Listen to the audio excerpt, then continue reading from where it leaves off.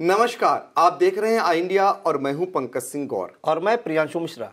तो आई इंडिया का पैनल एक बार फिर निकाय चुनाव से जुड़ी हुई अहम जानकारी देने के लिए बैठ चुका है और आज आपको बताएंगे हम कि सीतापुर की नगर पंचायत पैंतेपुर का इतिहास, कब गठित हुई नगर पंचायत और इसके साथ 2017 में यहाँ चुनावी नतीजे क्या रहे थे, कौन लड़ा था, किसको कितने मत मिले थे। साथ ही आपको ये भी बताएंगे कि जो मौजूदा समय में चुनाव हो रहा है यानी 2023 में कौन कौन प्रत्याशी आमने सामने हैं। और इसके अलावा हम अहम जानकारी ये भी देंगे कि दरअसल जब आप वोट डालने जाएंगे तो अध्यक्ष पद के लिए बैलेट पेपर कैसा होगा, सभासद पद के लिए कैसा बैलेट पेपर होगा और साथ ही जो पहचान पत्र अनिवार्य किए गए हैं 13, वो कौन कौन हैं। और हम इसके अलावा आपको और भी अहम जानकारी देंगे। तो आगे जानकारी दें इससे पहले हम आपसे एक अपील करना चाहते हैं। ये अपील दरअसल निकाय चुनाव से जुड़ी हुई है। जब आप अपने अधिकारों का प्रयोग करते हैं तो मतदान जरूर करें और मतदान जब करेंगे तो निश्चित तौर पर अच्छे नेता को चुनेंगे। जब अच्छे नेता को चुनेंगे तो आपके कस्बे का, आपके नगर का वो विकास कराएगा।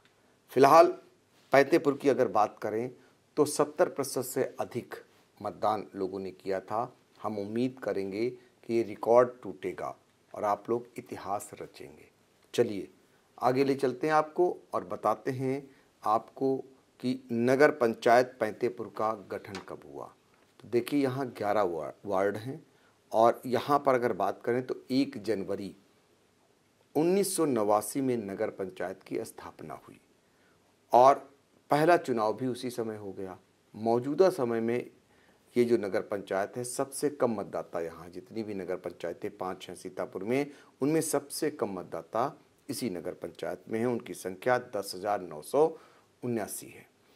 यहाँ पर पुरुष मतदाता 5,657 हैं और महिला मतदाता 5,322 हैं।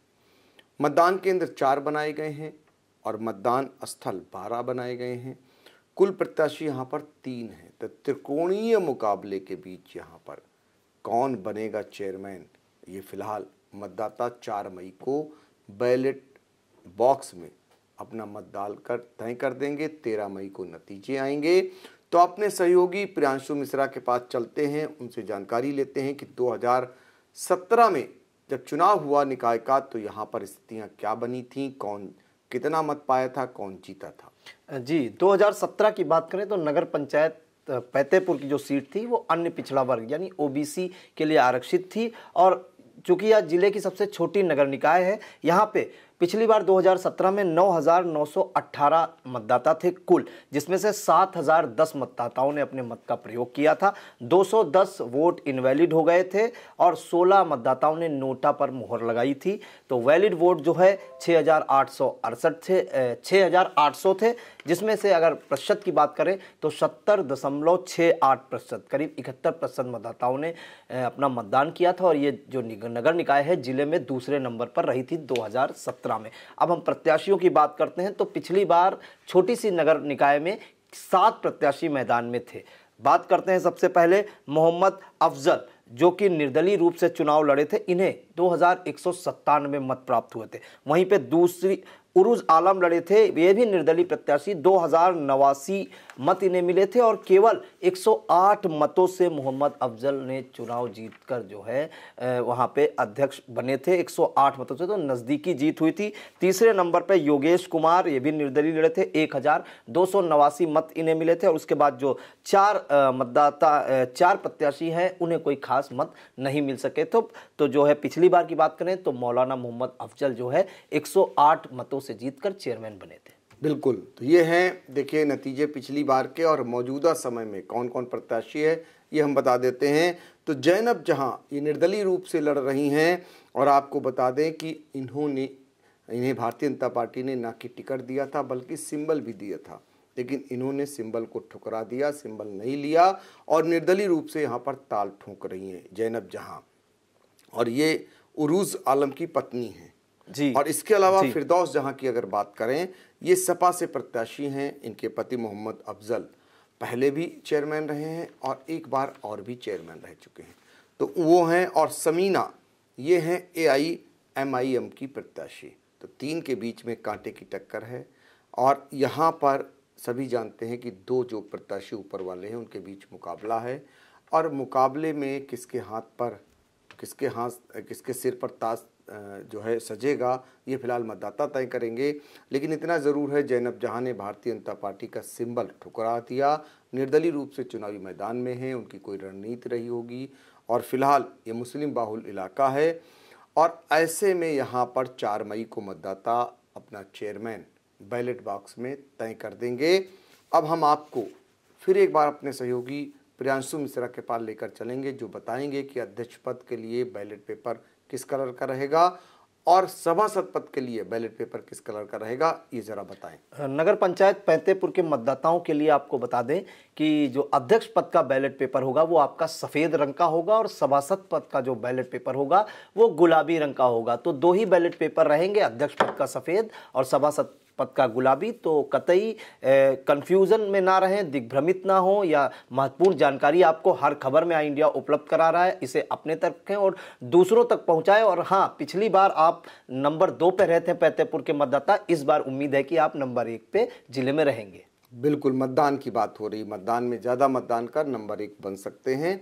और आपको बता दें कि देखिए, हमने आपको स्थिति बिल्कुल क्लियर कर दी, यानी कि जो महापौर का चुनाव है वो EVM से हो रहा है।